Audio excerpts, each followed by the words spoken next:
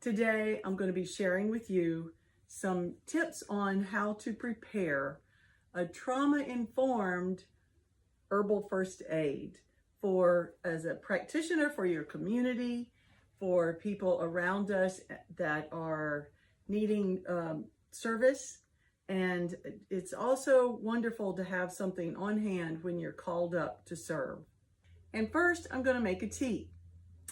This recipe is one that has become my favorite. It's my daily blend, and I'm going to put it together for you, and then we'll share a cup. So I invite you to do the same. I call this peaceful day tea. That's what I've been striving for. I have 2 ounces of Tulsi, the holy basil, Oxymum sanctum, and there are several different varieties. This particular one is Kapoor, and there is Vana, and I have Krishna, and they're all very different in their aroma. So you test out the Tulsi and see which one you must enjoy. I'm going to put that in our half-gallon jar. That's 2 ounces of Tulsi. And next I have the holy basil, and I have lemon balm. So the lemon balm is also measured out, and I'm going to add our 2 ounces of lemon balm.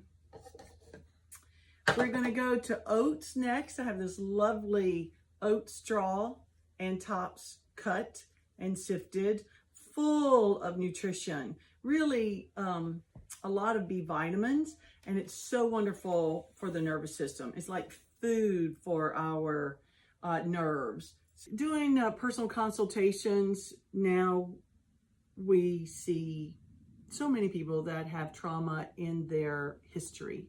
And instead of going into it and advising or counseling, often we're sharing tips on how to support oneself as the individual explores or releases or perhaps even strengthens their boundaries so that the trauma is able to be released at a timely manner. How can herbs be beneficial to someone suffering from mental, emotional, or physical trauma? I like to just start by clearing the space.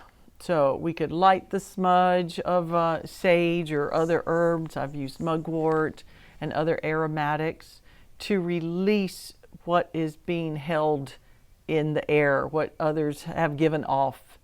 Release the tension and negativity, create a sense of safety, and provide a boundary also, that a container in which one can open up and be vulnerable in. We also offer things like first aid for actual wounds from trauma. And teas can relax and reinforce and protect and rebuild. Tonic herbs can help affect systems and shore up people who are experiencing loss. Now, I would build resilience through things that affect the HPA axis, the endocrine system, work through hormones, and it can also be through the musculoskeletal system, because we build the foundation of our lives through our muscles and strengthening ourselves, and working with both or all systems is important, but certainly the endocrine, running our hormones, is extremely important. So some of these work in different ways, but all have value. And if it's dopamine we need to feel good, to get the good vibes going, consider using fava bean, which is high in L-dopa and keeps the dopa around in the synapses, and kudzu, which is very balancing to the sugars and keeps us kind of neutral and chill and balanced. Gymnema, which keeps blood sugar balanced and triglycerides balanced, and really gives us a good footing, that we're not like some people with carb loaders. You know, if they're already unstable, they're going to grab carbs because it keeps that cycle running. And I find Gymnema being awesome to help with the grounding so that our sugars can come into balance and we feel more in tune and balanced and not craving perhaps maybe even alcohol that would perpetuate the cycle of imbalance.